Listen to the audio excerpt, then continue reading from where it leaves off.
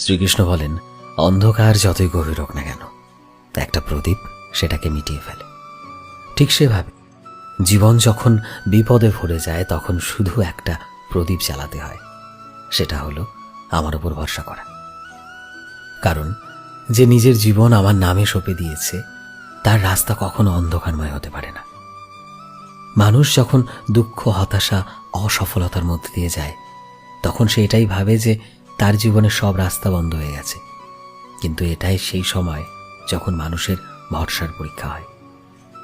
ভরসা মানে চোখ বন্ধ করে এটা মেনে নেওয়া যে ভগবান শ্রীকৃষ্ণ আমার সাথেই আছে। আর যখন সে সাথে আছে তবে হেরে যাওয়াটা অসম্ভব। কৃষ্ণের নাম নেওয়া মনকে এই বিশ্বাসে ভরিয়ে দেয় যে সত্যিকারের শক্তি, বল, অর্থ বা টাকা পয়সাতে নয়, বরং সেই বিশ্বাসের মাঝে আছে, যেটা মনকে বলে ভগবান শ্রীকৃষ্ণ সামলে নেবে। মনে রেখো, ভরসা জীবনকে দিশা দেখায়, ভরসা নিরাশাকে আশা বানায়, ভরসাই মানুষকে অন্ধকার থেকে আলোর দিকে নিয়ে যায়। যদি জীবনের রাস্তা অসম্পূর্ণ থাকে, যদি রাস্তা অস্পষ্ট লাগে, যদি পা কাঁপতে থাকে, তবে থেমে যেও না, ভয় পেও না। শুধু ভগবান শ্রীকৃষ্ণের ওপর ভরসা রাখো।